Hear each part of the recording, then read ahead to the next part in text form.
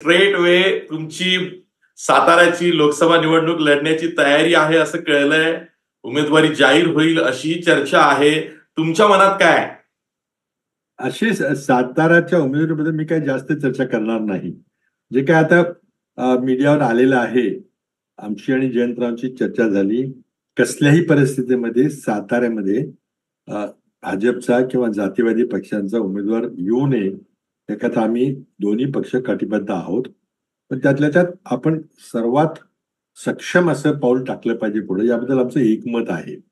आता ही जागा आमच्या जागा वाटणीमध्ये राष्ट्रवादी काँग्रेस शरद पवार गटाकडे आहे. त्यामुळे याचा अंतिम निर्णय फक्त शरद पवार घेतील आणि तो जो निर्णय घेतील तो आम्हाला मान्य. आम्ही ताकदीनं ती निवडणूक जिंकायचा प्रयत्न करू, पण सक्षम उमेदवार असणं गरजेचं आहे, कारण समोर कदाचित उदयनराजे भोसले हे उमेदवार असतील.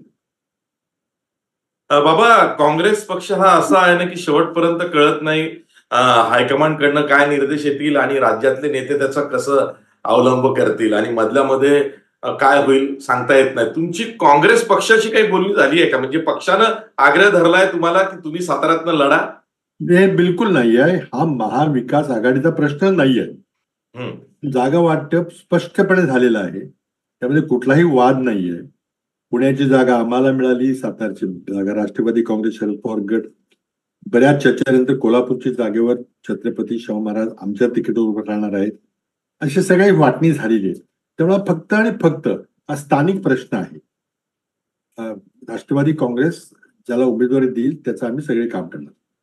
बाबा, हा प्रश्न खरं तर विचारायला नको, पण विचारावा लागतो. याचं कारण असं की यावेळेची निवडणूक थोडीशी वेगळी आहे. महायुती एकीकडे आहे, महाविकास आघाडी एकीकडे आहे. आमच्या कोट्यातला उमेदवार आहे पण चिन्ह दुसऱ्याच्या कोट्याचं आहे. तेव्हा आमच्या कोट्याचा उमेदवार हा दुसऱ्या पक्षाच्या चिन्हावरती जातोय वगैरे सांगितलं जातंय. तर असं काही आहे का की तुम्ही तुतारीवर जाल? नाही, ते शक्य नाही. ती चर्चा झाली, ते होणं शक्य नाहीये.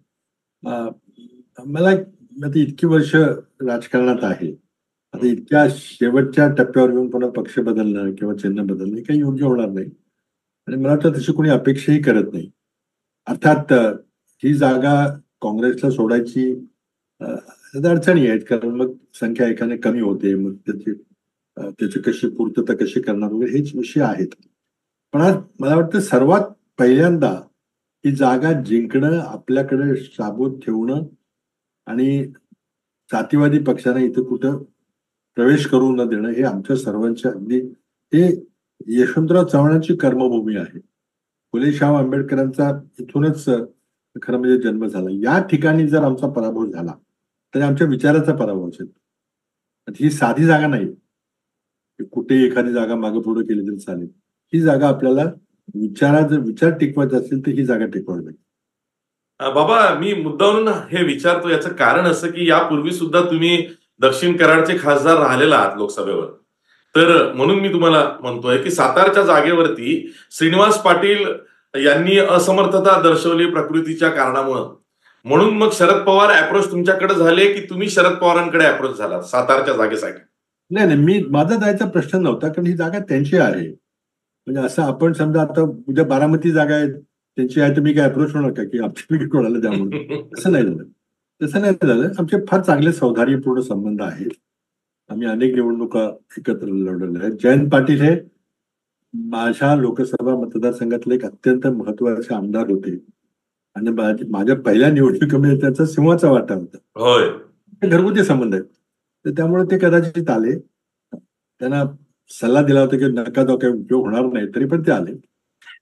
आमचे तसे संबंध आहेत. पण आमची त्यामध्ये एकमत आमचं आहे की कसल्याही परिस्थितीत ही जागा विशेषतः जशी बारामती महत्वाची आहे तशी ही सातारा ही महत्वाची, पण सातारा वैचारिक दृष्ट्या महत्वाची. ठीक आहे, सातारावरनं तुमची उमेदवारी 1-2 दिवसात जाहीर होईल, पत्रकार परिषद होईल आणि ही खूप मोठी बाब असेल, कारण नॅशनल हेडलाईन असेल की Prithviraj Chavan is contesting from Satara. ही एक नॅशनल हेडलाईन आहे. अजून काही निश्चित झालेलं नाही. जेव्हा जर तरच्या गोष्टी बोलण्यात जाताना जेव्हा होईल तेव्हा